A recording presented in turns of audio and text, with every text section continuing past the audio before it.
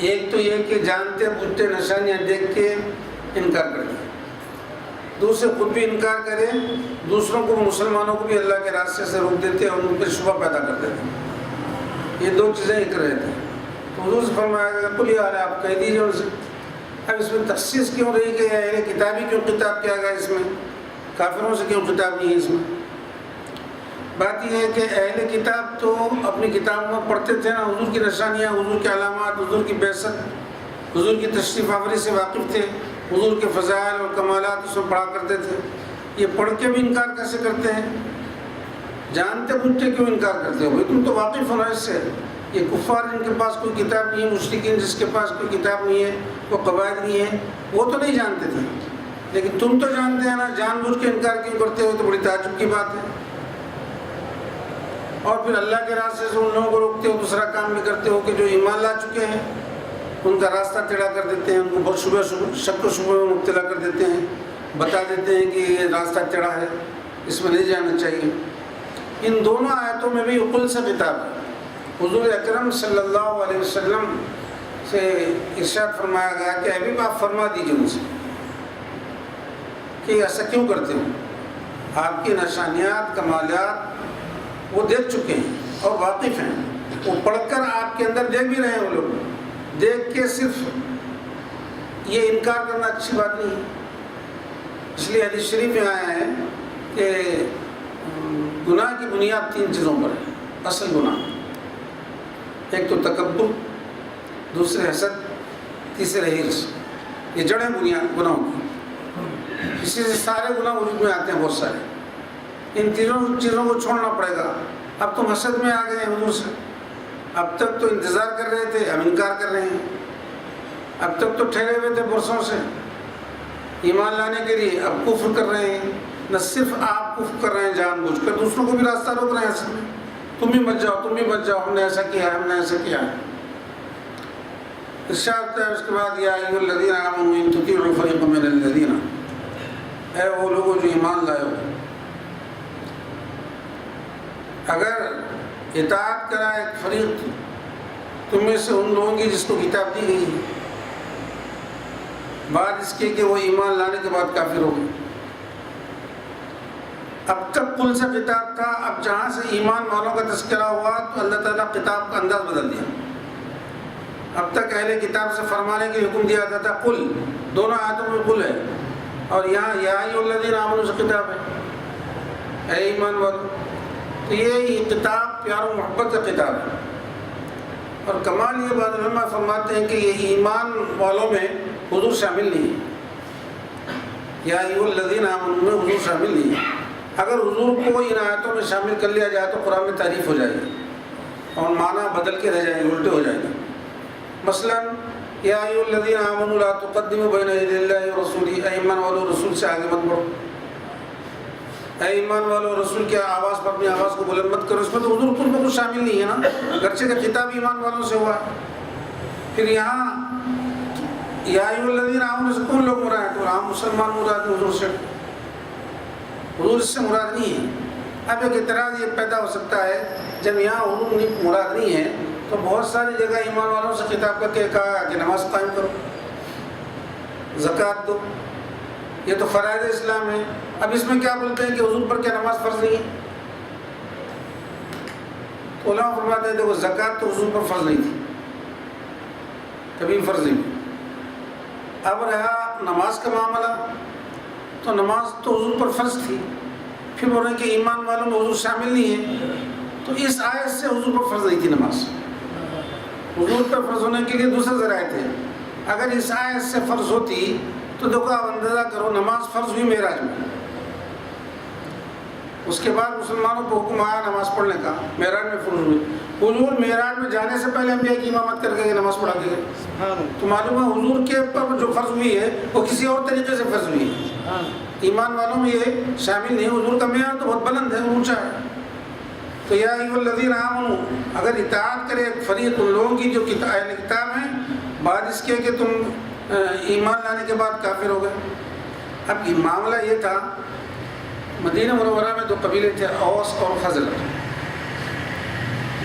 یہ یہودی قبیلے نہیں تھے، یہ کفار و مشرکین کے قبیلے تھے.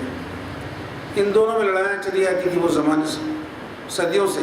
120 سال سے ان قبیلوں میں لڑائیاں تھیں. حضور اکرم صلی اللہ علیہ وسلم جو مدینہ منورہ میں تشریف لے گئے، ان دونوں میں صلح صفائی کرائی، ایمان کی دعوت دی، سب مسلمان ہو گئے. جب یہ شیر و شکر ہو گئے تھے، مسلمان ہو گئے، آپس میں باتیں کرتے، دونوں قبیلے بیٹھے تھے، تو یہودوں کو چاہنے لگا، کھٹکا لگا، حسد پیدا ہوگا. یہ اب تک لڑتے تھے، اب تو مل گئے، ایمان لانے کے بعد یہ جب سے آ گئے ہیں اور یہ ایک ہو گئے ہم. تو ایک یہودی اس میں شرارت کیا، شاس بن قیس اس کا نام تھا. انہوں نے دیکھا کہ یہ میٹھی میٹھی باتیں کر رہے ہیں مل بیٹھ کے محبت کے ساتھ، ان میں تفرقہ ڈالنا چاہیے. کیا کیا؟ اب وہاں اور ایک یہودی کو بلا لیا، بلا کے اوس اور خزرج کی لڑائیوں کے تذکرے شروع کر دیا. تم کیسا لڑتے تھے، تم کیسا لڑتے تھے، اشعار شروع کر دیا. جو یہ اشعار سننا تھا، اور اس خزرج جو اب تک شیر و شکر تھے، اب بھڑک گئے بھڑک گئے یہاں تک کہ ایک دوسرے کی تلواریں نکل گئی، سب بندی بھی ہو گئی. اب خون ریزی ہونے والی تھی پھر دونوں کے اندر، کیونکہ بھڑکا دیا آپ کو اس نے. حضور اکرم صلی اللہ علیہ وسلم کو خبر، اپنے صحابہ کے ساتھ تشریف لائے، دونوں کے درمیان میں کھڑے ہو گئے. آ کے فرمایا کہ یہ کیا ہو گیا، تم ایمان لانے کے بعد پھر یہ کفر کی طرف کیوں جا رہے ہیں؟ ایک کفر اعتقادی ہوتا ہے، کفر عملی ہوتا ہے. کفر عملی الگ ہے، کفر اعتقادی الگ ہے. جو اعتقادات کا انکار کرتا ہے وہ تو کفر اعتقادی ہے. کفر عملی بھی ہے، عمل سے کفر کرتا ہے. حدیث شریف میں ہے کہ مسلمان اور کافر کے درمیان میں فرق کرنے والی چیز نماز ہے. نماز نہیں پڑھنا کفر عملی ہے، چھوڑ دیا اس کو، اعتقادی تو نہیں ہوا. تو ایسے حالات پڑھ دیتے. حضور نے فرمایا کہ یہ تو کافروں کے عمل ہیں. لڑائی جھگڑا، خون ریزی، مار پیٹ، ایک دوسرے کے خلاف آ جانا مسلمانوں کا طریقہ نہیں ہے، یہ تو کافروں کا طریقہ ہے. تم کیوں بیچ میں اتر گئے ہیں پھر ایمان لانے کے بعد؟ حضور دونوں کو سمجھائے، حضور کا سمجھانا تھا. پھر وہ دونوں شیر و شکر ہو گئے، اپنے ہتھیار پھینک دیے، ایک دوسرے کے گلے پڑ کے رونا شروع کر دی کہ ہم کو بھٹکا دیا تھا نفس اور شیطان نے. ہم پھر آ کے کھڑے ہو گئے تھے، ہم ایسے نہیں ہوں گے. پھر دوسرے کے گلے ملے، گلے رونے پڑائے اور وہ پھر چھوڑ دیے. تو حضور نے اس طرح کیا کیا، ان کے اندر پھر صلح صفائی کر دی.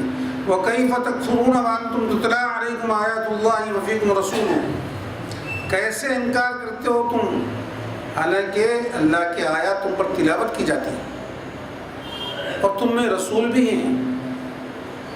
دو چیزیں موجود ہونے کے بعد پھر یہ کیا کرتے ہو تم؟ اللہ کی آیات بھی تلاوت کی جاتی ہیں، پڑھی جاتی ہیں تمہارے اوپر، اور تم رسول بھی موجود ہیں. ان دونوں کے بعد پھر یہ اسرار تعجب، اظہار تعجب کے لیے. تعجب اللہ کو نہیں، اللہ تعجب سے پاک ہے. ان لوگوں کے لیے تعجب ہے. میں تم کتاب پڑھے نا، اللہ کی آیتیں تم پر تلاوت کی جاتی ہے، خود تورات میں پڑھے، انجیل میں پڑھے. اللہ تعالیٰ نے کھول کھول کر نبوت کے کمالات کو بیان کیا، ان کے فضائل کو، ان کے دلائل کو بیان کیا، اپنی قدرت کی نشانیوں کو ظاہر باہر کیا. پھر جو کچھ شبہات رہ گئے ہیں قرآن کریم سے اس کا ازالہ کیا، قرآن نازل کیا.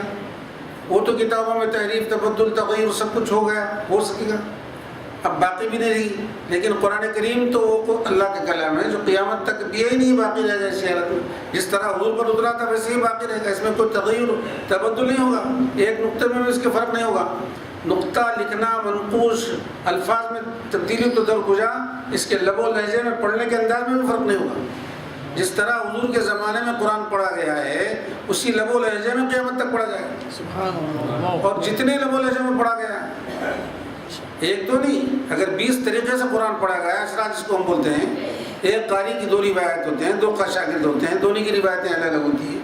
ہر قاری اعراب الگ بیان کرتا ہے، لہجہ الگ بیان کرتا ہے، انداز الگ بیان الگ کرتا ہے، مد و جزر الگ پیدا کرتا ہے. تو یہ چیزیں سب باقی رہیں گی قیامت تک. گرچہ کہ ہمارے اس دکن کے اندر اشرا کے پڑھنے والے کم ہو گئے ہیں، لیکن شمال تو بہت ہے. باضابطہ کورس اس کا 1 سال تک پڑھایا جاتا ہے. یہ امام عاصم کی قرأت کو یہاں نہ ہوا تو کیا ہوا؟ ہم لوگ یہ غنیمت سمجھ رہے ہیں. اگر ایک روایت سے بھی قرآن پڑھ لے تو غنیمت ہے. بہت سارے مسلمانوں کو ایک روایت بھی نہیں معلوم. حفص اور شعبہ کے 2 راوی امام عاصم کے، دونوں کی روایتیں ہیں. ایک روایت پڑھ لی تو بس کافی ہے، اور وہ بھی نہیں معلوم. قیامت تک تو قرآن اپنے انداز میں جس طرح اترا تھا، جس طرح پڑھا گیا، جس طرح سمجھا گیا، سب باقی رہے گا بس. اللہ تعالیٰ اس کی حفاظت کی ذمہ داری لے لیا ہے.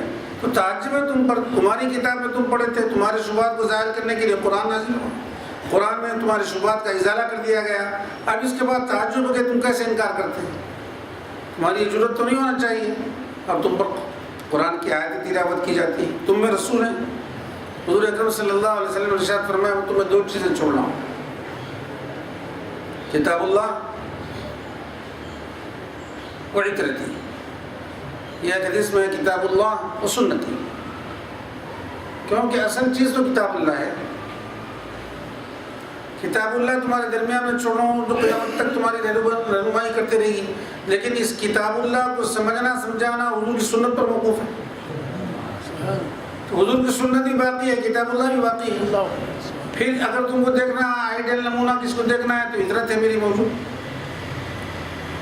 تو قرآن کا عملی نمونہ ہے. یہ 2 چیزیں تم میں چھوڑ کے جا رہا ہوں، یہ چیزیں تو باقی رہیں گی. اب ایک تو کتاب اللہ ہے، وفیکم رسول، بولے تم میں رسول بھی ہیں. خدا کے حضور اکرم صلی اللہ علیہ وسلم اس وقت فرمائے تھے حوض خضرت کے وقت میں کہ میں موجود ہوں تم میں بھی، تم یہ کیا کر رہے ہیں؟ وفیکم رسول. علماء تو بہت سارے اس اعتبار سے کہ حضور کی پوری سنتیں باقی ہیں اور قرآن کو سمجھنا سمجھانا احادیث شریفہ پر ہی موقوف ہے، اور حضور کے احادیث بھی من نوعان ویسی نقل کی گئی ہیں اور جرح و تعدیل کے ساتھ بڑی حفاظت کے ساتھ ایک ایک راوی کو پرکھ کر حضور کے کلام کو محفوظ کیا گیا ہے. اس اعتبار سے حضور کا موجود ہونا قیامت تک ثابت ہے. تمہارے درمیان حضور تمہارے درمیان موجود ہے. یہ تو اہل نظر کے لیے ہے. اہل باطن تو حضور سے بھی استفادہ کرتے ہیں، ان کی نظر تو حضور تک پہنچ جاتی ہے. میں اس سے پہلے بھی عرض کیا تھا بانی جامعہ کا قصہ. جب حضور اکرم صلی اللہ علیہ وسلم بانی جامعہ کو واپس کر دیے، تم چلے جاؤ دکان میں تمہاری ضرورت ہے، تو پھر میں آپ کے سب چھوڑا کے یہاں آیا ہوں آپ کے لیے، چلا جاؤں تو پھر کیا ہوں گا؟ تم چلے جانا. اور جب بھی ضرورت پڑی، جیسے شاہ عبداللہ محدث دہلوی رحمۃ اللہ علیہ فرمایا تھے چلے جاؤ، تم جب بھی مراقب ہو جائیں گے ہم کو پالیں گے، فلاں وقت پر روزانہ مراقب ہو جانا ہم کو پالیں گے. تو بانی جائے میں درد دیتے تھے تو رک گئے ایک جگہ، مضمون حل نہیں ہو رہا تھا. دیکھنے والے اس کو دیکھے مضمون حل نہیں ہو رہا تھا تو بانی جائے میں رک کے بولے ٹھہر جاؤ تھوڑی دیر.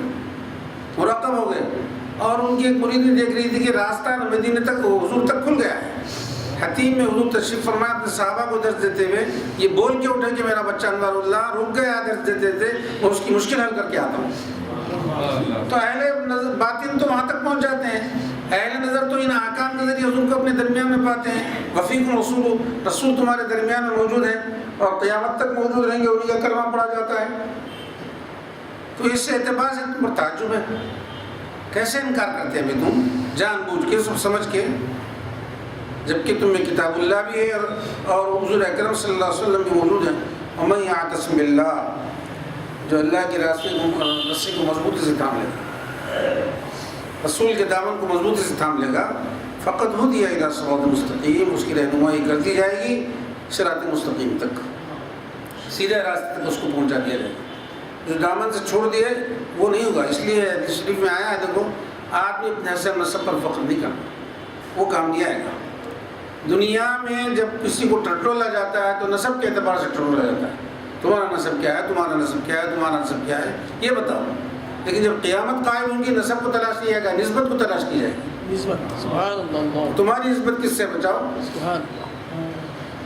قرآن کریم میں ہے کہ کس امام سے تعلق رکھتے ہو تم، کس کے پیروں ہو، کس نبی کے پیروں ہو تم، کس کی صحبتوں میں رہا کرتے تھے، کس کے ساتھ اٹھا پٹا کرتے تھے. آؤ وہ نسبتیں لے کے آؤ. نسب تو رہ گیا، تو قیامت میں تو ایسا ہوگا. تو سوا صراط مستقیم تک تمہاری رہنمائی اللہ تعالیٰ خود فرما دے گا اگر تم اللہ کے دامن کو مضبوطی سے تھام مارے گے. اللہ کی رسی کبھی ٹوٹتی نہیں، چھوٹ سکتی ہے، آدمی کے ہاتھ سے چھوٹ جا سکتی ہے، ٹوٹ تو نہیں سکتی، قیامت تک رہے گی. اگر چھوٹ گئی تو پھر کچھ بھی نہیں رہا، نہ دنیا رہی نہ آخرت رہی، دونوں خالی ہو گئے. اس لیے اللہ کی رسی کو مضبوط سے تھامے رہنا. جو اللہ کی رسی کو مضبوط سے تھام لیتا ہے اللہ رسول کی، تو اللہ تعالیٰ خود بخود اس کے لیے راستے فراہم کر دیتا ہے. صراط مستقیم تک اس کو راستہ فراہم کرتا ہے، ہدایت کا راستہ بتا دیتا ہے. یا ایھا الذین آمنوا اتقوا اللہ حق تقاتہ ولا تموتن الا وانتم مسلمون، اے ایمان والو اللہ سے ڈرو جیسا کہ اس سے ڈرنے کا حق ہے۔ پہلے کیا ہوا، اہل کتاب کو بیان کرنے کے بعد ایمان بیان کیا، ایمان کے بعد تقوی بیان کیا جا رہا ہے۔ اب ایمان تو لا لیے، تقوی کا مقام ایمان کے بعد ہی ہے۔ اب ایمان تو لا لیے تو اللہ سے ڈرو، یا ایھا الذین آمنوا اتقوا اللہ، اللہ سے ڈرو جیسا کہ اس سے ڈرنے کا حق ہے۔ ایک تو اللہ کے عذاب سے ڈرنا ہے، ایک اللہ کی مرضی کے خلاف جانے سے بچنا ہے۔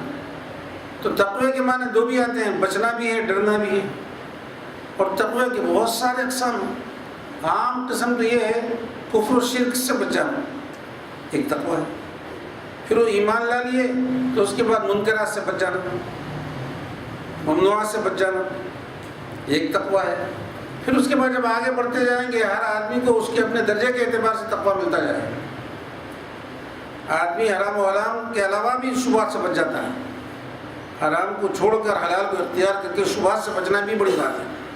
اگر شبہات سے نہیں بچا آدمی تو کیا ہوتا ہے، چرواہا ہے جیسا اپنی بکریاں چلا رہا ہے، حد پر چلا رہا ہے، سرحد پر چلا رہا ہے۔ ممکن ہو اگر ذریعے سی لغزش ہو جائے تو دوسروں کی سرحد پر چلے جائیں گے، گر جائیں گے گڑھے کے اندر۔ تو ایسی سرحدوں پر مت جاؤ، سرحدوں کے دور دور ہی رہو۔ قرآن کریم میں ایک جگہ ہے تلک حدود اللہ فلا تقربوها، یہ اللہ کے حدود ہے، اس کے قریب نہیں جانا، دور دور ہی رہنا۔ ایسا نہ ہو کہ قریب چلے جائیں اور لغزش کھا جائے۔ تو اللہ سے ڈرو جیسا کہ اس سے ڈرنے کا حق ہے۔ وَلَا تَمُوتُنَّ إِلَّا وَأَنْتُمْ مُسْلِمُونَ، اور تم کو موت نہ ہے، ہرگز نہ مرنا مگر اس حال میں کہ تم مسلمان ہیں۔ کیا مطلب اس کا کہ زندگی بھر کافر ہے، آخر مسلمان ہونا کیا؟ نہیں، زندگی بھر جس راستے پہ رہیں گے، جس کام پہ رہیں گے، جس قول اور فعل پر قائم رہیں گے، مرتے وقت بھی وہی چیز آئے گی سامنے۔ ایسا نہیں کہ زندگی بھر کسی اور کام پہ رہے۔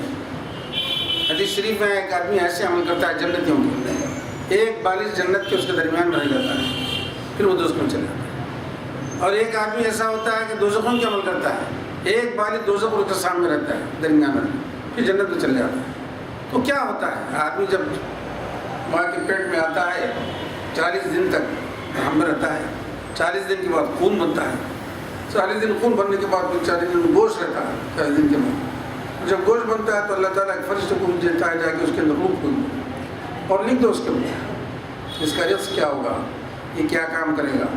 تو لکھنا کیا ہے، علم الہی میں اس کے متعلق جو وہ چیز دکھائی جاتی ہے، نہ کہ جیسا لکھ رہا ہے ویسا بندہ کرے گا، ایسا نہیں۔ بندہ جیسا کرنے والا تھا اللہ تعالیٰ نے اپنے علم کے مطابق لکھ دیا کہ ایسا کرے گا، ایسا کرے گا، ایسا کرے گا، ایسا کرے گا، ایسا کرے گا۔ ایک مرتبہ اسرائیل علیہ السلام حاضر خدمت ہوئی بارگاہ الہی میں، اللہ تعالیٰ ان کو قبض ارواح کا معاملہ ذمہ کیا ہے۔ پوچھا کہ تم کو یہ روح قبض کرتے ہوئے کچھ تکلیف نہیں ہوتی؟ بے حد تکلیف ہوتی، آپ کا حکم ہے، اس کے علاوہ کچھ نہیں، میں کیا کر سکتا ہوں؟ تکلیف تو ہوتی ہے کسی، اگر بس چلا تو میں اپنی زندگی دے دوں، رہے یہ پلے پورے بچے جوان سب رہے۔ ایک مرتبہ حکومت دریا میں کشتی چل رہی تھی، توڑ دو، توڑ دی، جتنے ہیں سب کی روح قبض کر لو، ایک بچے کو ایک عورت کو چھوڑ دو۔ جی اچھا، سب کی روح قبض کر لیے، بچہ اور عورت کو ایک لکڑی کے تختے پہ ڈال کے کنارے تک ڈھکل دی۔ جب کنارے پہنچے تو عورت بھی کی روح قبض کر لو بولے۔ میرے کو بڑی اس وقت تکلیف ہی رحم آیا، بولے کہ ایک چھوٹا بچہ ماں سے جدا ہوگا، سب کچھ ہوگا، اب کیسا ہوگا، کیا حالات گزریں گی۔ آپ اس کی ماں کی بھی روح قبض کرنے کا حکم دے دی۔ اللہ تعالیٰ نے پھر اپنے حکم سے اس بچے کو جزیرے پہنچا دیا، پھلوں اور پھولوں کے درمیان میں اس کی زندگی گزرتی رہی۔ اتفاق سے ایک چیتے ہی مادہ بچے جنی تھی، اس کو حکم دیا اس کو دودھ پلاتے رہو، تو 2 سال تک دودھ پلائی، بڑا ہوا۔ پوچھے کون ہے مان جانتے ہو تم جس کی میں نے اس ناز و نعمت سے پرورش کی، ماں سے جدا ہونے کے بعد بھی؟ روایت میں آئی نمرود تھا، جس کو اللہ نے اس ناز و نعمت سے پالا تھا۔ بڑے ہونے کے بعد ربوبیت کی دعویٰ کر دیا، انا ربکم الاعلی والا وہی بڑا چل ربوبیت. تو اللہ تعالیٰ اپنی مصلحتوں کو جانتا ہے. آدمی سمجھتا ہے بظاہر ایسا، لیکن مصلحتیں اللہ کی اللہ ہی جانتا ہے. جس طرح موسیٰ اور خضر دونوں ساتھ تھے، تو موسیٰ علیہ السلام جب ساتھ تھے تو انہوں بول دیتے کہ بھائی میرے معاملے میں مداخلت نہیں کرنا، خاموش تماشا دیکھتے رہنا، میرے ساتھ رہنا. علم آتا جائے گا.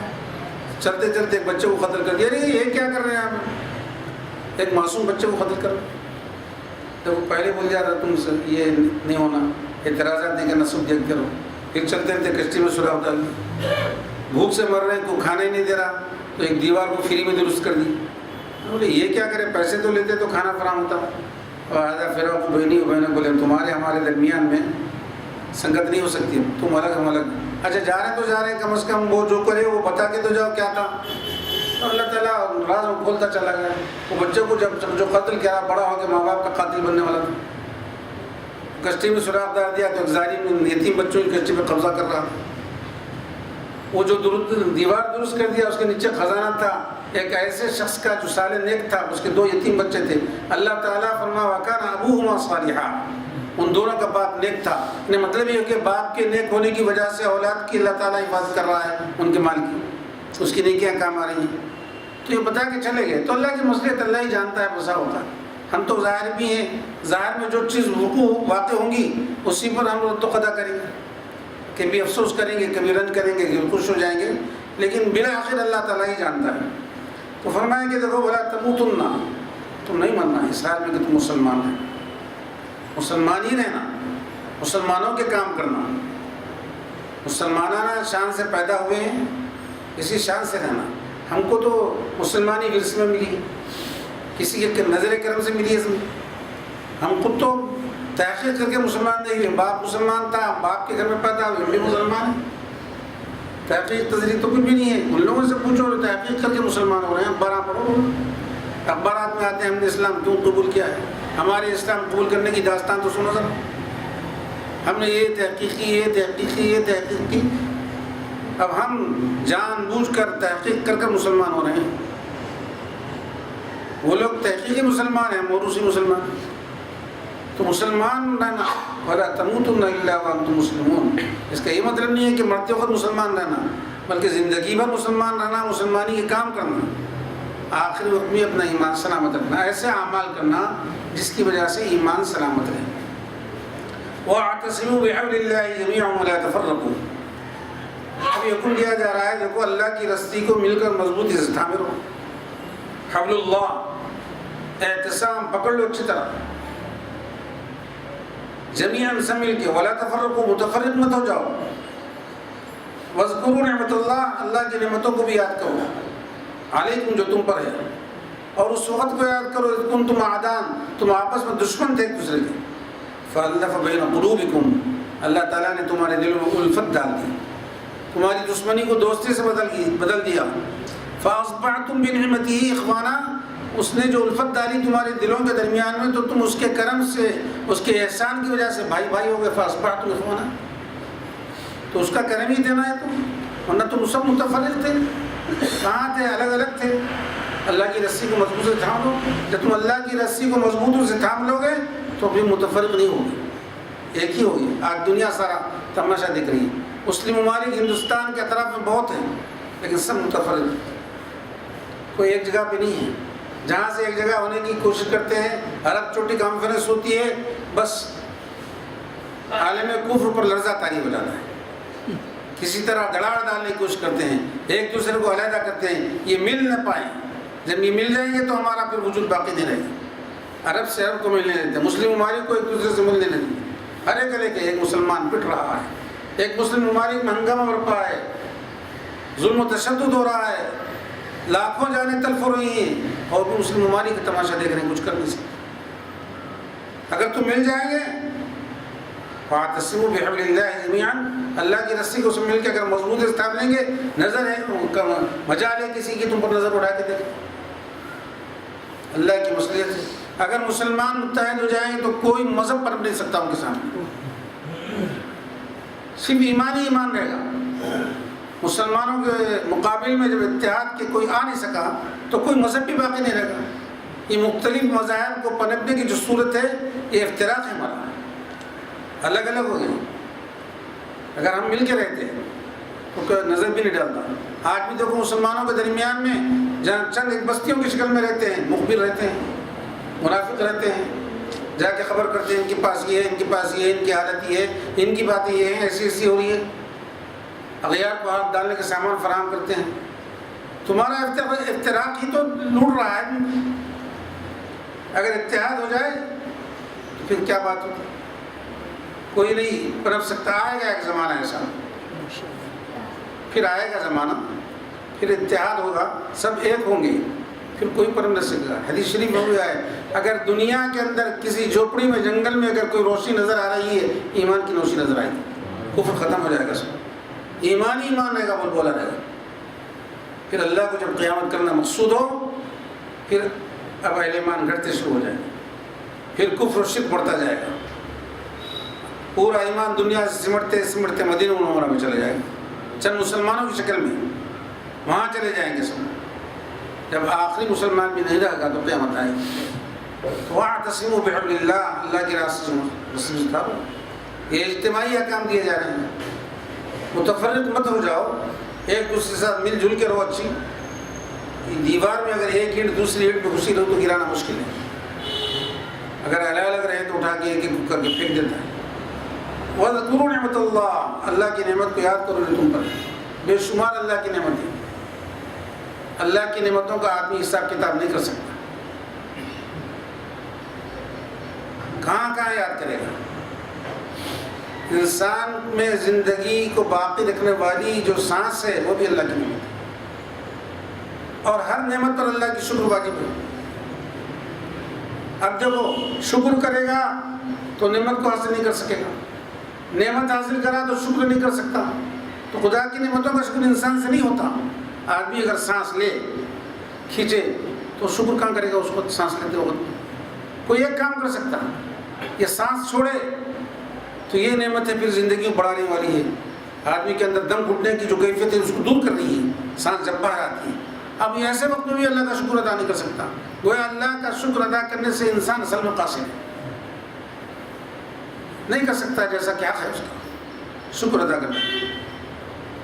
اللہ کی بارگاہ میں ہر چیز سر و سجود رہنا، ساری نعمتیں تیری ہی دی ہوئی۔ وَاذْكُرُوا نِعْمَتَ اللَّهِ، اللہ کی نعمتیں جو تم پر ہے یاد کرو، اور کمال ہی کر دیا قرآن نے وَاذْكُرُوا نِعْمَتَ اللَّهِ فرمایا، یاد کرو جمع کا صیغہ ہے، نعمت جمع نہیں ہے، نعیم جمع ہے، اس کی نعمہ جمع ہے۔ وَاذْكُرُوا، اللہ کی ایک نعمت کو یاد کرو جو تم پر ہے۔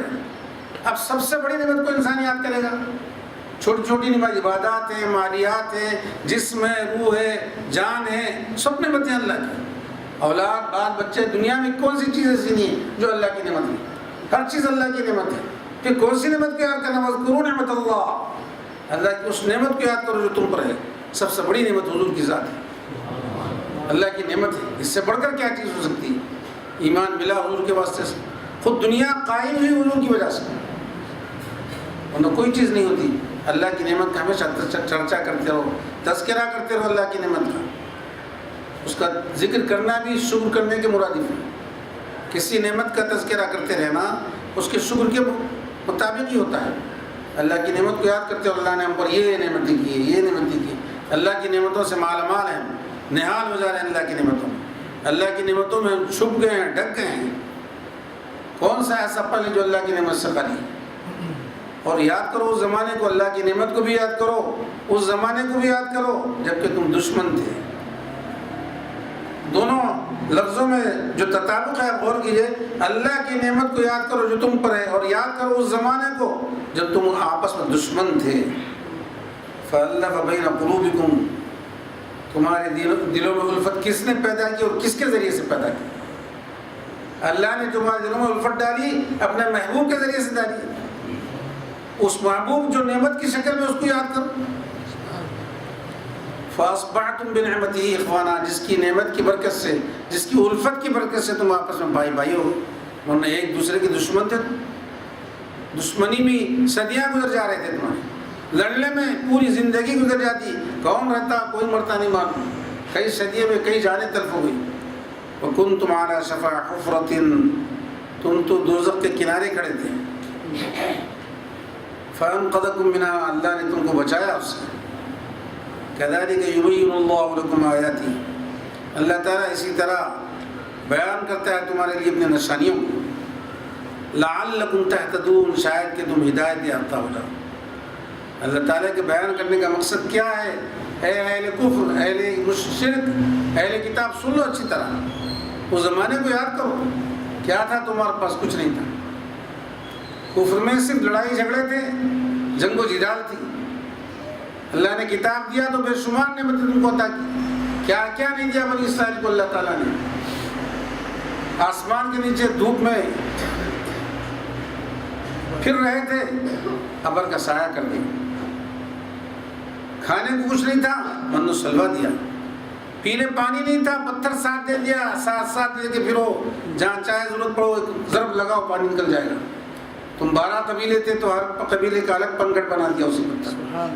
کیا کیا نہیں بتے تمہیں. کپڑا تم کو میسر تھا، کپڑا فراہم کر دیا تمہارے لیے.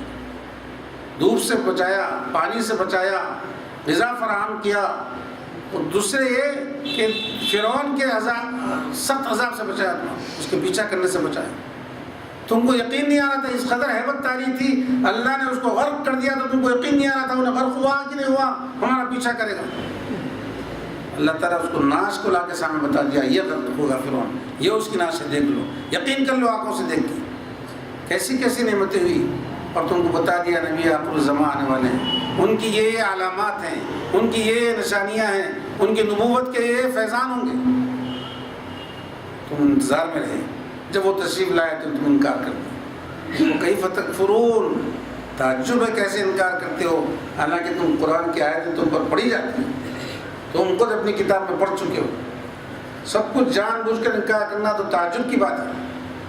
اور اللہ کی نعمتوں کو یاد کرو، کیسے کیسے حالات سے تم گزر رہے تھے. وَلْتَكُن مِّنكُمْ أُمَّةٌ يَدْعُونَ إِلَى الْخَيْرِ وَيَأْمُرُونَ بِالْمَعْرُوفِ وَيَنْهُونَ عَنِ الْمُنكَرِ وَأُولَٰئِكَ هُمُ الْمُفْلِحُونَ. چاہیے کہ تم میں ایک جماعت رہے جو لوگوں کو بلائے خیر کی طرف. وَيَأْمُرُونَ بِالْمَعْرُوفِ، اور بھلائی کا حکم دے ان کو. وَيَنْهُونَ عَنِ الْمُنكَرِ، اور برائی سے روکے. ایسے ہی لوگ کہیں گے وَأُولَٰئِكَ هُمُ الْمُفْلِحُونَ، کامیاب ہونے والے.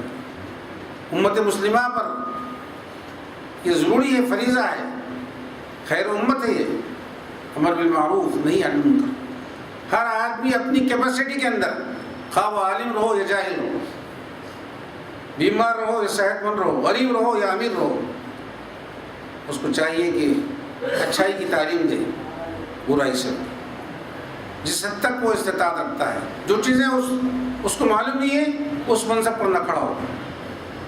جس چیز کی بھلائی برائی معلوم نہ ہو تو یہ مت کہو کہ یہ بھلائی ہے یہ برائی ہے. اٹکل پر اندازے پر رجوع کر دو اس کو. فَاسْأَلُوا أَهْلَ الذِّكْرِ، جاننے والوں سے پوچھ لو، بتا دیں گے وہ پتہ تمہارا. اپنی کیپیسٹی کے اندر بھلائی سے لوگوں کی طرف بلاؤ، اچھائی کی طرف، برائی سے روکو، خیر کی تعلیم دو. فلاح کا راستہ تو یہی ہے. تمہیں جس قدر ہو سکے کرو. ایمان کے 3 درجے ہیں. بس چلے تو ہاتھ سے جا کے روک دو، طاقت و قوت ہے. نہیں ہے تو خاموش بیٹھ جاؤ، زبان سے برا بولو. اگر یہ بھی نہیں کہہ سکتے، اندیشہ ہے دشمن تم کو جینے نہیں دے گا، تو اب دل میں برا سمجھو. یہ تو کر سکتے ہیں نا. دل کی کیفیت اللہ جانتا ہے، دوسرے لوگ نہیں جانتے. اللہ جس کو باخبر کرے وہ لوگ جانتے ہیں، یہ عام لوگ کیا جانیں گے. برائی اور بھلائی تو ایسا منصب ہر مسلمان کرنا چاہیے. اولاد کو نیک راستے پر لانے کے لیے باپ حکم دے، ماں حکم دے، برائی سے روکنے کے لیے حکم دے. عام مسائل میں دین کے، قرآن کے، اعمال کے، عقائد کے معاملے میں ہاتھ نہ ڈالیں جب تک کہ واقفیت نہ ہو. اور جس قدر واقف ہو اتنا ہی بتا دیں. اس کے آگے کہتے ہیں میں یہاں تک جانتا ہوں، اس کے آگے فلاں جگہ چلے، کسی اور سے رجوع ہو جاؤ. جو بات اچھی سمجھ میں آ گئی، قرآن و حدیث کی روشنی میں کسی نے سمجھا دیا، بس اس کو پکڑ کے رکھو. یہ امت مسلمہ کا منصب ہے، فریضہ ہے. ہر وقت میں ایک جماعت ایسی رہنا چاہیے. چنانچہ اللہ تعالیٰ نے قیامت تک مسلمانوں کے اندر ایسی جماعتیں رکھی جو داعی الی اللہ ہیں. اور ادعو الی سبیل ربک بالحکمہ، بڑی حکمت سے، موعظت سے دعوت دیتے ہیں. آؤ ایمان کی طرف، اسلام کی طرف آؤ. نرمی سے بلاتے ہیں. تو ایمان کے 3 درجے ہیں. ان 3 درجوں میں سے کسی ایک درج پر ہونا آج کل دوسرے دنوں برا سمجھنے کے علاوہ کوئی اور چیز باقی نہیں رہے گی. وَلَا تَكُونُوا كَالَّذِينَ تَفَرَّقُوا وَاخْتَلَفُوا مِن بَعْدِ مَا جَاءَهُمُ الْبَيِّنَاتُ وَأُولَٰئِكَ لَهُمْ عَذَابٌ عَظِيمٌ. ان لوگوں کی طرح مت ہو جاؤ جو فرقوں میں بٹ گئے ہیں. اختلاف کیے بعد، اس کے بعد ہدایت آ گئی تھی ان کے پاس، کھلی نشانیاں آ گئی تھی ان کے پاس، آیات بینات ظاہر ہو گئے تھے، اس کے بعد اختلاف کیے. یہ کیا مانے؟ جب تک نہیں معلوم تھا، علم نہیں تھا کہ اختلاف کیے. زمین میں آ گیا، نشانیاں آ گئی، کھلی. اب اختلاف کی کیا صورت ہے؟ اب تو مان لینا چاہیے، اتفاق رائے پیدا کرنا چاہیے. ان لوگوں کی طرح مت ہو جاؤ. قرآن کہتا ہے کافر اور مسلمان میں کوئی اتفاق نہیں ہوگا دلی طور پر. یہ تو اختلاف رہے گا. بظاہر معاشرتی زندگی کے اعتبار سے، رہنے بسنے کے اعتبار سے کوئی اتفاق ہو سکتا ہے، ورنہ دوسری صورت میں اتفاق نہیں ہو سکتا. اس لیے حکم ہے کہ کسی کافر کو دوست مت بنو. مسلمانوں سے دوستی کرو، ایمان والوں سے دوستی کرو، کیونکہ یہ اعتبار کے قابل نہیں ہوتے. کبھی بھی اپنے ایمان پر ڈاکہ ڈالیں گے. قریب قریب ہوتا ہے، یہ آدمی پہلے قریب ہوتا ہے، پھر اس کے بعد جب قریب ہو جاتا ہے تو ایمان پر ڈاکہ ڈالتا ہے. خاص طور سے تاکید کی گئی، قرآن نے تاکید کیا ایسا نہیں کرنا. معاشرتی اعتبار سے ان کے ساتھ رہو، زندگی گزارو. بھوکا ہے کسی کو کھانا کھلا دو، ننگا ہے کپڑا پہنا دو. کاروبار کر رہے ہیں آپ، پٹرول رہو، اسی حد تک رہو. دلی اعتبار سے، ضرورت کے اعتبار سے، بقدر ضرورت ہی آپ ایسا کرو. تو ایسا مت فرقوں میں مت جاؤ. اور اختلاف کیا تم نے، باوجود تمہارے پاس نشانیاں آ گئی تھیں، اس کے بعد اختلاف شروع ہو گیا. پہلے کتاب تو یہی کرتے تھے نا، نشانیاں آ گئی تو نشانیاں حضور کی بتانا تھا. پوچھتے کہ یہی نبی ہے جس کی نشانیاں تم پہلے بتاتے آئے؟ نہیں، یہ وہ نبی نہیں. بھائی ان کی صفات تو اب تک بتاتے تھے نا. نہیں، وہ صفات کہاں ہیں؟ کھانا دجال کے صفات یہ ان میں یہ صفات ہے. تم نے اختلاف کیا. نشانیوں کے آنے کے بعد اولئک لہم عذاب علیم، ایسے لوگوں کے لیے بڑا عذاب ہے، بہت بڑا عذاب رہے گا. عذاب عظیم میں مبتلا رہیں گے. یوم تبیض وجوہ وتسود وجوہ، اس دن کو یاد کرو جبکہ کچھ لوگوں کے چہرے دھمکتے رہیں گے اور کچھ لوگوں کے چہرے کالے رہیں گے. فاما الذین اسودت وجوہہم، پھر جن لوگوں کے چہرے کالے ہیں، اکفرتم بعد ایمانکم، قیامت میں پوچھا جائے گا کیا تم نے کفر کیا تھا، ارتداد کیا تھا، مرتد ہو گئے تھے ایمان کے بعد؟ اکفرتم بعد ایمانکم، ایمان لانے کے بعد تم پھر گئے تھے، پھر تمہارے چہرے کالے کیوں ہیں؟ ایسا ہے فذوقوا العذاب بما کنتم تکفرون. اب عذاب کا مزہ چلو. بما کنتم تکفرون، تمہارے انکار کرتے رہنے کی بنا پر، کفر کرنے کی بنا پر عذاب کا مزہ چلو. واما الذین ابیضت وجوہہم ففی رحمت اللہ، جن کے چہرے منور ہیں وہ اللہ کی رحمت میں اس میں ہمیشہ رہیں گے. مسلمانوں پر، ایمان والوں کے چہروں پر نور ایمانی رہے گا. وہ نور ایمانی چمکتا دمکتا رہے گا. صوفی سے مراد نور ایمانی ہے. اور کافروں کے چہرے پر کفر کی سیاہی رہے گی. پہچان لی جائے کہ کون کافر ہیں، کون مسلمان ہیں. ایمان کا نور دنیا میں بھی کبھی کبھی نظر آتا ہے نا. روشن چہرے نظر آتے رہتے ہیں، نور ان کے چہروں سے پھوٹ پھوٹ کر نکلتے رہتا ہے، ان کے جسموں سے نکلتے رہتا ہے. جب وہ نظر آئے ایک نور کی کرن پڑ جاتی ہے، جس طرف وہ نظر ڈال دیں ایک نور کی کرن آ جاتی ہے. یہ ایمان کا کمال ہے. اللہ نے جو ایمان دیا ہے اس ایمان کو انہوں نے تابناک رکھا. اس کا اثر دنیا میں بھی رہے گا، آخرت میں بھی رہے گا. وہ ایمان سے پہچان لی جائے گی. حضور سے عرض کیا گیا یا رسول اللہ آپ اتنے بڑے مجمع میں کیسے اپنی امت کو پہچانیں گے؟ دنیا جب سے بنی ہے اور جب تک رہے گی یہ امت کو کیسے پہچانیں گے؟ میں پہچان لوں گا اپنی امت کو. میری امت کے چہرے چمکدار رہیں گے، ان کے وضو کرنے کی رہنے کی وجہ، وضو کرتے رہنے کی بنا پہ چہرے چمکدار رہتے ہیں. اس لیے علماء فرماتے ہیں وضو کا پانی جتنا زیادہ اعضاء میں جذب ہوگا نور اتنا زیادہ بڑھے گا. ضرورت ہو پہنچنے کی تو صاف کر لو کسی کپڑے سے، نہیں جذب ہونے دیں گے تو نور جذب ہوگا، اس میں نورانی کیفیت زیادہ ہوگی. وضو کرنے والوں کے چہرے آج بھی چمکدار رہتے ہیں وضو کی بنیاد پر. حضور فرمایا میں پہچان لوں گا. اس لیے آیا ہے کہ لوگ بتاتے ہیں اگر کونی تک دھونا ہے، اگر یہاں تک دھو تو یہاں تک چمکے گا جسم. تلک آیات اللہ نتلوها علیک بالحق، وہ اللہ کی آیات ہیں جس کو ہم تلاوت کرتے ہیں ان پر حق کے ساتھ. ان آیات کو تم پر تلاوت کرتے ہیں حق کے ساتھ. اور اللہ ظلم کرنے والا نہیں ہے. اہل عالم پر، عالمین پر اللہ تعالیٰ ظلم کا ارادہ نہیں کرتا. وَلِلَّهِ مَا فِي السَّمَاوَاتِ وَمَا فِي الْأَرْضِ، اللہ کے لیے جو کچھ آسمان میں اور جو کچھ زمین میں. وَإِلَى اللَّهِ تُرْجَعُ الْأُمُورُ، اور اسی طرف لوٹا جائے.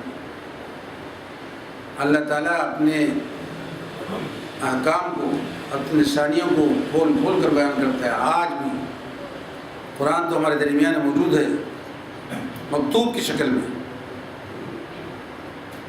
دلوں پر قرآن ہمارے منضبط ہے. یہ قیامت تک رہے گا. ہدایت اس سے حاصل کرتے رہیں گے. ہدایت بتانے والوں سے جا کے پوچھو قرآن سے کیا ہدایت نکل کے وہ بتا دیتے ہیں. آدمی بھٹکے گا نہیں، وہ باقی رہے گا. اور یہ قصے اہل کتاب کے، اہل کفر اس لیے سناتے ہیں عبرت حاصل کرنا، ان کے قصے سے واقف ہونا، ان کے حالات سے باخبر ہونا کہ انہوں نے کیا کیا کیا تھا، کیسا کیسا کیا تھا. اللہ تعالیٰ نے اہل ایمان کی کیسے حفاظت کرتا ہے، نگرانی کیسے کرتا ہے، اور ان کو قعر مذلت میں کیسے ڈال دیتا ہے.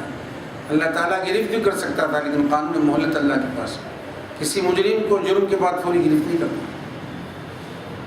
جب وہ آیا تھا کعبے کے اندر اور حجاج کو قتل کرنے لگا، چیخ چیخ کے کہتا تھا کہاں ہے ابابیل،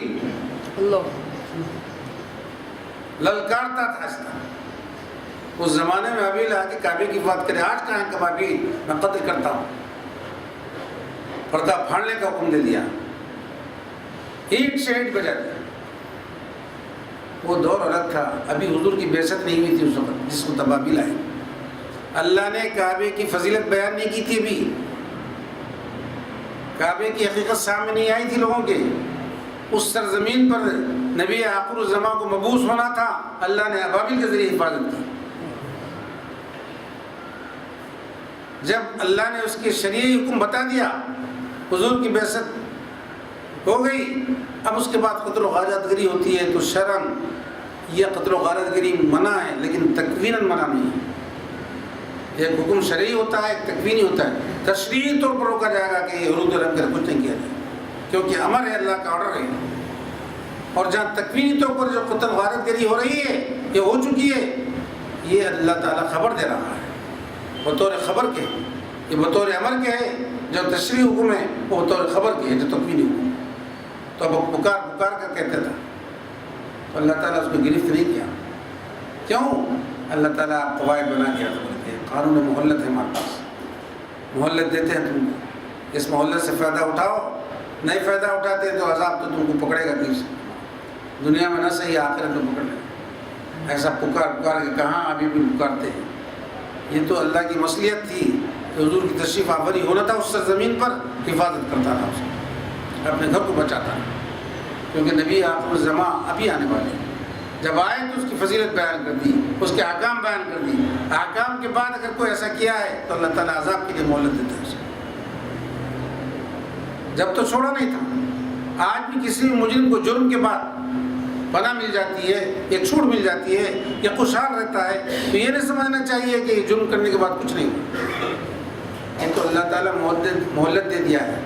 اس مہلت سے فائدہ اٹھا لو، یا تو سدھر جاؤ یا انتظار کرو اللہ کے عذاب کا. جب عذاب الہی آئے گا تو کوئی بچا نہیں سکے گا. اس دنیا کے اندر میں چند اعمال کی پاداش پہ جب آدمیوں کو پکڑا جائے گا، رات میں لوگ سو جائیں گے اپنے گھروں میں، صبح اٹھتے تک بستیاں زمین میں دسائی جائیں گی. لوگ اپنی شکل و صورت بدل دیں گے، خنزیر کی صورتوں کے ہو جائیں گے، بندر کی صورتوں کے ہو جائیں گے. ایسی خبریں بھی آئی ہیں. اس کے لیے بلا کہ جب وہ زمانہ آئے گا جب کہ مرد و عورت ایک ہی اسٹیج پہ ناچیں گے، اس کا انتظار کرو کہ قصف اور مصف کا عذاب تم پر آ جائے، صورتیں بدل دی جائیں، بستیاں دھسا دی جائیں. ڈر ہونے لگتا ہے کبھی کبھی ایسے حالات ہوتے ہیں. آدمی اگر خود برا ہو تو ہو، لیکن برائی کو پسند نہیں کرتا. برا آدمی برائی کو پسند نہیں کرتا، اپنے انجام کی خبر رکھتا ہے کیا ہونے والا ہے. اس لیے کہ اس نے کہا تھا کہ انی احب الصالحین ولست منهم، میں خود گرچہ کہ نیک نہیں ہوں، لیکن صالحین سے محبت رکھتا ہوں. انی ابغض الفاسقین، میں گناہگاروں سے بغض رکھتا ہوں. وَإِن كُنتُ فَاسِقًا، اگرچہ کہ میں خود فاسق ہوں. میں فاسق گناہگار ہونے کے بعد بھی گناہ کو پسند نہیں کرتا، بغض رکھتا ہوں، نفرت رکھتا ہوں اس سے، اگرچہ کہ یہ عمل سرزد ہو رہا ہے مجھے. میں نیک تو نہیں ہوں مگر نیک لوگوں کو پسند کرتا ہوں، ان سے محبت کرتا ہوں. کیوں؟ اصل میں دار و مدار انجام کا اعتبار انہی پر لوگوں پر ہے. کامیابی کا دار و مدار تو انہی پر ہے، ایمان کے بچاؤ کا دار و مدار بھی انہی لوگوں پر ہے. اگر صالحین دنیا سے اٹھ جائیں گے تو ایمان کو کون بتائے گا، کون بچانے گا؟ ان کی صحبتوں میں سے، ان کے ساتھ رہنے سے، ان کے جیسے اعمال کرنے سے ہی آدمی بچتا ہے. گناہگاروں کے جیسے عمل کرنے سے آدمی بچتا نہیں، بس کے پھنستے رہتا ہے. اس لیے انہیں یہ دل میں تمنا کرتا ہے یہ تو برا فعل ہے میرا، مجھے پسند نہیں ہے. صالحین کے ساتھ رہنا، صالحین سے محبت رکھنا یہ پسند ہے مجھے. اللہ تعالیٰ سے دعا ہے کہ پروردگار عالم صالحین کی صحبت نصیب فرمائے، ان کی نسبت مضبوط فرمائے. جو کچھ کہا اور سنا گیا اس کو قبول فرمائے، جو کوتاہی لفظ شکر اس کو معاف فرمائے.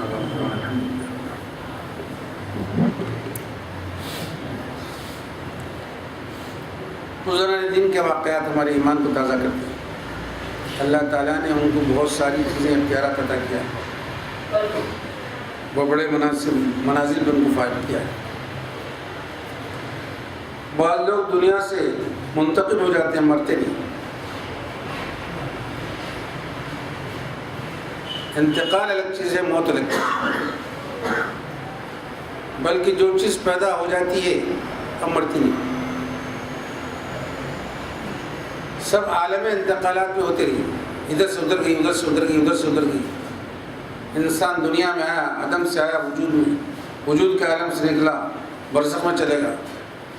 برزخ میں چلے گا تو کبھی سجین میں چلے گا، کبھی علیین میں چلے گا، کبھی جنت میں جائے گا، آخر میں دوزخ میں جائے گا، کہیں نہ کہیں جائے گا. عالم انتقالات رہتے ہیں، سب بدلتے رہتے ہیں. لیکن جس کا دل مردہ ہو جاتا ہے وہ مر گیا تو لوگ مر گیا. ہمارے پاس اطلاعات بنے ہوئے ہیں، تو اللہ کا ولی مر جائے تو بولے وصال ہوگا اس کا، مرا نہیں بولتے. عام آدمی مر گیا تو مر گیا. یہ مرنے میں وصال میں فرق ہے. وصال بولتے ہیں ملنے، وصل کے معنی ملنے. حدیث شریف میں الموت جسر یوصل الحبیب الی الحبیب، موت پل ہے جو دوست سے دوست کو ملا دیتی ہے. اب تک دوست سے دور تھا، اب دوست کے قریب چلے گا، پہنچ گیا ہے. تو وصل سے وصال ہے، وصال ہوگا.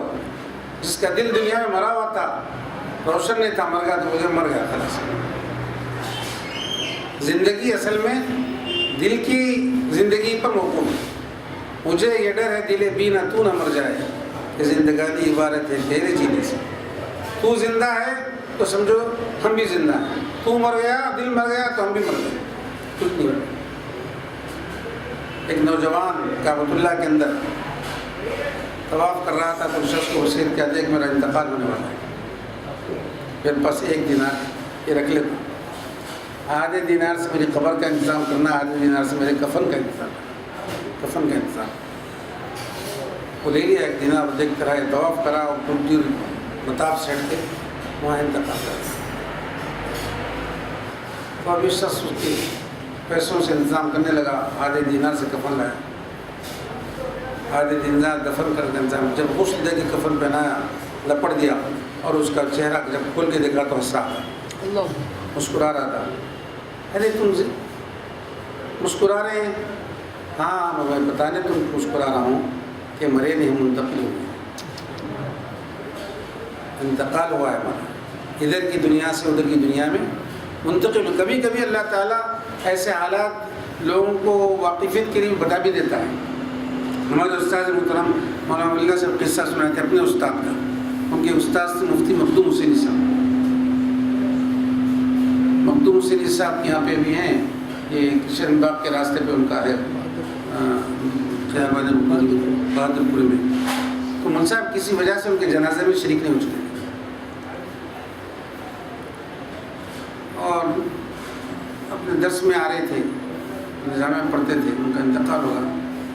تو ایک مرتبہ خواب میں وہ مول صاحب وضو کرتے بیٹھے تھے. تو مفتی مخدوم علی صاحب حسب عادت پڑھانے نظامی میں شیخ تھے، مفتی بھی تھے آج.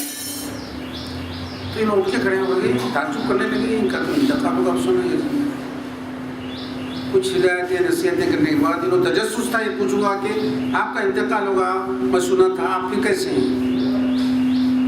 تو گفتگو ختم ہونے کے بعد دریافت کی کہ مول صاحب میں سنا تھا آپ کا انتقال ہو گیا. ہاں سچ سنے تم، پہلے میں ادھر رہتا تھا، اب ادھر رہوں گا، منتقل ہو گیا. کبھی اس طرح بھی تفہیم کرائی جاتی ہے. تو اہل دل تو زندہ رہتے ہیں، لوگ اکتساب بھی کرتے ہیں، کبھی کبھی ان کی قبروں سے اکتساب کرتے ہیں، فیض حاصل کرتے ہیں، لیکن ہر شخص کی بات پر نہیں. یہ ایسی باریک ڈگر ہے، آدمی کفر و شرک میں مبتلا ہو سکتا ہے. وہی شخص کرے جو جاننے والا ہوتا ہے، اکتساب کرنے کی صلاحیت جس کے اندر ہے. ورنہ عام طریقے جو اپنے پاس بتائے گئے ہیں. تو معلوم یہ ہوا کہ دل ہمیشہ زندہ رہنا. دل زندہ رہے تو سمجھو اپنی زندگانی ہے. دل مر گیا تو جسم رہا تو کیا ہوتا؟ دل ہی سیاہ ہو گیا ہے. دل پہ موت طاری ہو گئی تو کیا ہے؟ تو دل کی زندگی سے اعتبار ہے زندگی کا. اس لیے اہل دل ہمیشہ دل کو زندہ رکھنے کی فکر کرتے ہیں. وہاں منور رہے، وہاں روشنی رہے، کیونکہ دل گزرگاہ ہے. خلیل ایک پرست اللہ تعالیٰ کی گزرگاہ ہے. اللہ کی یاد دل میں رہتی ہے، زبان پر ذکر رہتا ہے، یاد نہیں رہتی. یاد کا نہیں دل میں بسائی جاتی ہے. زندہ دل اللہ کی یاد کو بسا لیتا ہے. واہ